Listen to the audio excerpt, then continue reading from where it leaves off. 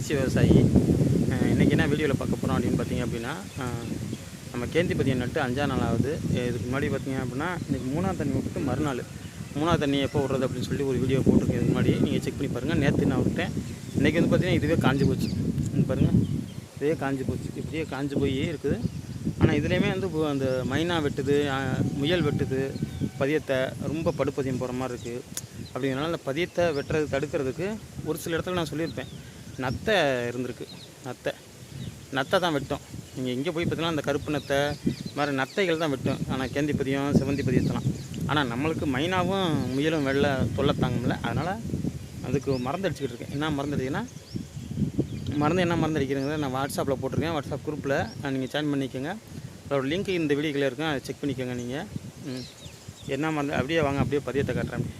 இப்போ நம்ம வந்து பார்த்திங்க அப்படின்னா இன்னும் ஒரு 7 பாத்தி இருக்குது. இதில் ஒரு 3 பாத்தி அடிச்சிட்டேன். இந்த 3 பாத்தி அடிச்சிட்டேன். இது ஒரு 7 பாத்தி இருக்குது. ஒரு 10 ml, ஒரு 5 ml ஒரு பவுட்ரு காமனாக அடிக்கிற பவுட்ரு தான், சாப் பவுட்ரு. மித்த மருந்து வந்து நான் உங்களுக்கு வாட்ஸ்அப்பில் நீங்கள் கான்டாக்ட் பண்ணி கேளுங்க, நான் அதில் கண்டிப்பாக போட்டுறேன். முயல் வெட்டுது. ரெண்டாவது வந்து நமக்கு அந்த பூச்சி மாதிரி கொடுத்து சருவு மாதிரி லேசாக வருது பார்த்திங்களா. அப்படிங்கும்போது இந்த ஸ்டேஜில் ஒரு மருந்து அடித்தா பெட்டராக இருக்கும். நேற்றே நம்ம அடிச்சிருக்கேன்னா, நேற்று தண்ணி விட்டதுனால நம்ம அடிக்கலை, அதனால் இன்றைக்கி அடிக்கிறோம். ஏன்னா இப்போ 3 பாத்தி அடிச்சிருக்கேன், இன்னும் குறை பாத்திலாம் இருக்குது. ஃபுல்லாக அடிச்சிருவோம். அவங்க வந்து அந்த படுப்பதியும் அங்கனைக்கு ரொம்ப வெட்டினதெல்லாம் கொஞ்சம் வெட்டியிருந்தால் நமக்கு தளைஞ்சு வந்துடும். ரொம்ப வெட்டிடுச்சு அப்படிங்கும்போது அதுக்கு பதிலாக தண்ணியை வச்சுக்கிட்டு பதியத்தை ஊண்டிக்கிட்டு இருக்காங்க. பின்னாடியே அடிச்சுக்கிட்டு போயிடுவோம். கேந்தி பதியத்தை பற்றி பார்ப்போம். ஓரளவு அடிச்சுட்டு கண்டினியூ பண்ணுறேன்.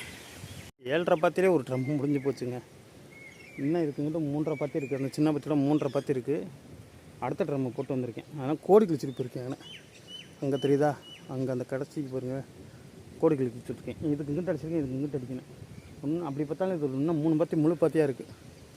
அப்படியே அப்போ மறந்து இருங்க, அப்படியே ரியர் கேமரா காட்டுறேன். மறந்து என்ன வேகத்தில் போகுது பாருங்கள்.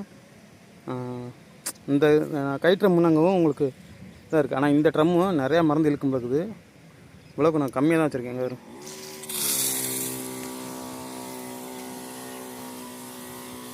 உங்களுக்கு நான் ஒத்த கையில் வீடியோ எடுத்துக்கிட்டு இருக்கவங்களாம் அப்படி தெரியுது. இல்லாட்டி நான் கொஞ்சம் ஃபாஸ்ட்டாக போவேன். இதுக்கு மேலே ஒரு கையில் வீடியோ எடுத்துக்கிட்டு ஒரு கையில் நம்ம போக முடியல.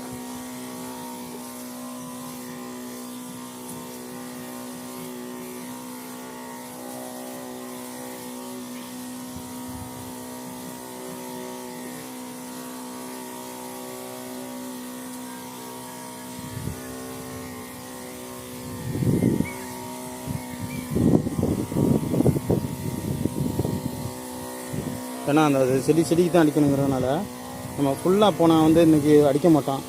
அப்படிங்கிறதுனால நான் எப்போதுமே இந்த ஒரு லைனாக போய்ட்டு வருவேன். நம்ம இந்த வாணியாக பிரிச்சிருக்கான். இந்த வாணியாக போயிட்டு அப்போ தான் ஒரு செடி கூட அடிக்காமல் மிக்ஸ் பண்ண மாட்டான்.